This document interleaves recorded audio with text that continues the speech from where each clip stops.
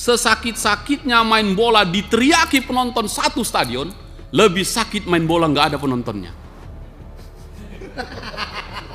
Ada perbuatan yang tidak bisa kita buka di sini realnya, tapi ada permukaan. Ini kaitannya nanti dengan strategi peningkatan ini.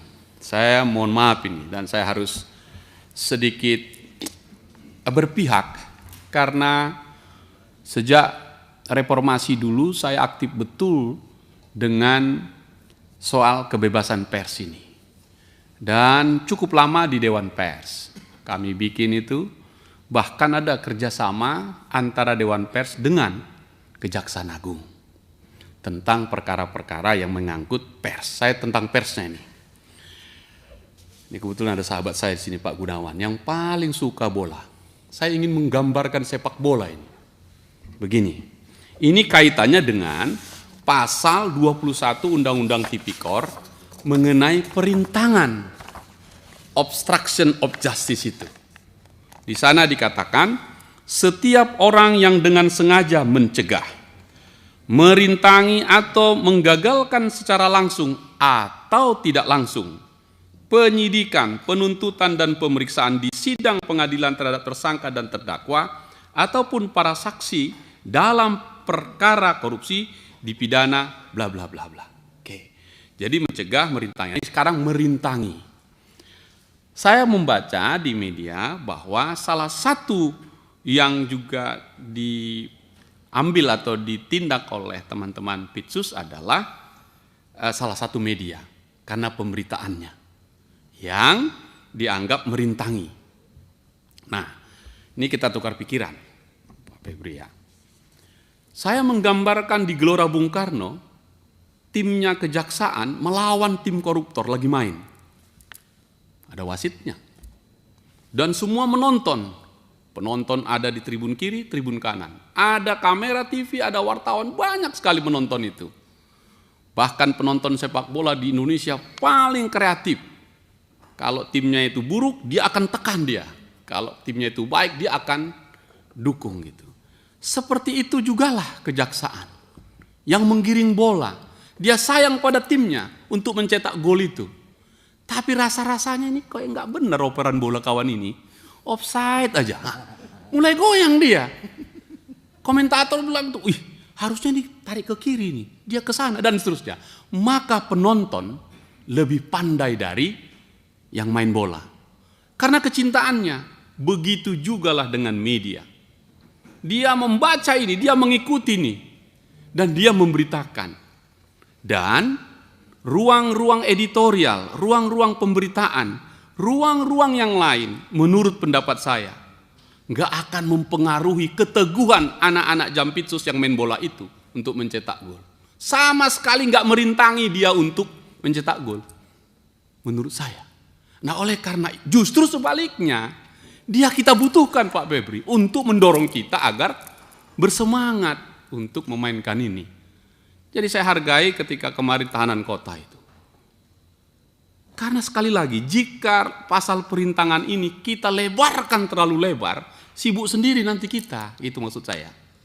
Oke? Dengan demikian, maka apakah berita-berita konten yang dikeluarkan media yang terasa menyakitkan kita, menyudutkan kita, menyesatkan kita menurut pikiran kita, ya biarin dia. Itu bukan merintangi itu, mengkritiknya itu. Menurut saya. Kalau tidak, sepi nanti, ruang gelap nanti ada penegakan hukum ini. Biar dia terbuka. Nanti kalau dia minta, ya sudah, jawab dia. Nah, di Undang-Undang Pers jelas. Kata-kata, balas kata-kata. Berita yang nggak benar, beri hak jawabnya. Itu paling fair. Karena juga nggak ada dampak apa-apa terhadap perkara ini. Sebaliknya, kalau terus ini kita anggap menjadi tekanan di kita dan ancaman, pikiran saya ini. Jangan Pak Febri, cukup ada kapuspen kita untuk bercerita, mengcounter itu, cukup itu. Kata-kata, balas kata-kata. Karena sesungguhnya Kejaksaan Agung atau Jampitsus adalah penarinya. Media adalah panggungnya. Tidak ada penari yang hebat kalau nggak ada panggungnya. Dan nggak ada panggung yang hebat kalau nggak datang penarinya. Jadi, Menurut saya, apa yang dilakukan pers, sejahat apapun pers itu beritanya, ia bukan bagian dari perintangan menurut pasal 21. Itu pandangan saya. Karena itu, ini pelajaran saja ke depan, jangan nanti sampai sudah bagus kerjaan kita, sampai dianggap nanti kejaksaan ini musuhnya kebebasan pers. Jangan, karena pers bagian dari kita gitu, dan kebebasan pers itu kan bagian dari demokrasi.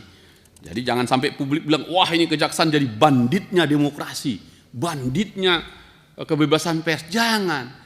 Sesakit-sakit main bola, ini Pak Gunawan ini, sekali lagi nih, saya ingat di bola ini Pak.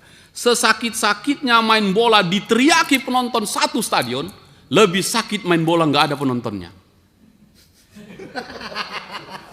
Oke ya, ini argumentasi saya tadi. Tepuk tangan dong kalau tanggung gitu kan. Iya. Kalau timnas main Pak, nggak ada penontonnya, nggak ada timnas itu. Sepi dia. Nah, jadi Pak Febri, dukungan saya kepada Anda, biarkan media glory memberi tepuk tangan itu atau meneriaki supaya kita baik. Nggak mungkin lah ada pers yang bisa menghentikan dakwaan Bapak ini, nggak mungkin itu. Paling kuping panas sedikit kan. Sekali lagi, sesakit-sakitnya main bola diejeki penonton satu Gelora Bung Karno, lebih sakit main bola ndak ada penontonnya. Nah, itu poin saya yang pertama. Oleh karena itu 6T MH tadi itu penting, media sahabatmu seperti kami ini semua.